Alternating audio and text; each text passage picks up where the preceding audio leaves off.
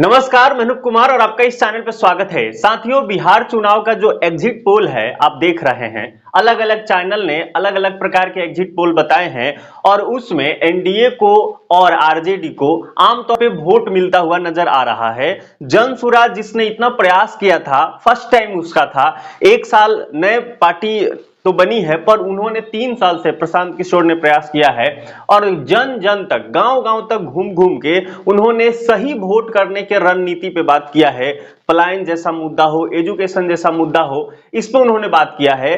पर exit poll में कहीं भी जनसुराज को वोट मिलता हुआ, अच्छा वोट मिलता हुआ कहीं नजर नहीं आ रहा है। आज 14 नवंबर 2025 है, सुबह में हम लोग वीडियो रिकॉर्ड कर रहे हैं। शाम तक बिहार इलेक्शन का जो नतीजा है चुनाव आयोग जारी करेगा और यह निश्चित हो जाएगा कि अगले 5 साल तक बिहार और बिहार वासियों का भाग्य का निर्धारण कौन करेगा।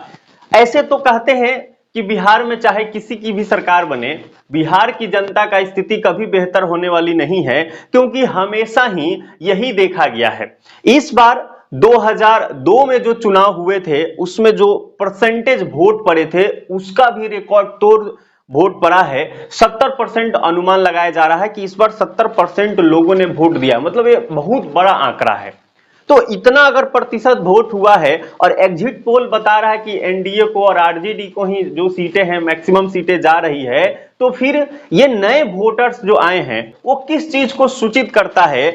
इस बार वोट परसेंटेज बढ़ने के पीछे का कारण यह भी है कि चुनाव छठ पूजा के बाद हुआ है। दीपावली और छठ पूजा बिहार के लिए एक बहुत बड़ा त्योहार है। तो बहुत सारे जो बिहारी हैं जो बाहर कमाते हैं, अपना कारोबार संभालते हैं, वो सब वापस आते हैं बिहार में छठ पूजा के लिए। और छठ पूजा के थोड़ा ही दिन बाद जो चुनाव था तो लोगों ने बढ़ चढ़ के वोटिंग किया है।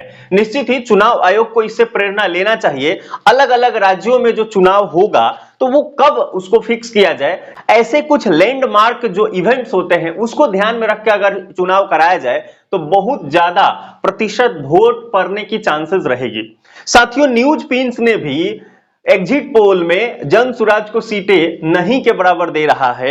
यह भी अपने आप में एक बहुत बड़ी बात, क्योंकि न्यूज पिंच जो है जनसुराज की तरह ही एक नया चैनल है और उन्होंने 2-3 महीना पहले उन्होंने प्रयास शुरू किया। 15 अगस्त से उन्होंने ललन टॉप से अलग होकर एक नया शुरुआत किया है। तो न्यूज पिंच ने भी जनसुराज को बहुत कम सीट दिया है। मधेपुरा के चारों सीट को उन्होंने महागठबंधन को दे दिया है और अलग अलग एग्जिट पोल में महागठबंधन को मधेपुरा के चारों सीट नहीं मिल रहा है। तो अलग अलग एग्जिट पोल अलग अलग प्रकार की चीजें बता रहे हैं। इसका निश्चित ही शाम तक यह स्पष्ट हो जाएगा कि किसकी सरकार बन रही है और आगे का समीकरण क्या होगा। सरकार बनने से लेकर सरकार के बनने के बाद अलग अलग जो घटनाएं होगी, महत्वपूर्ण घटनाओं को मैं वीडियो रिकॉर्ड करूंगा।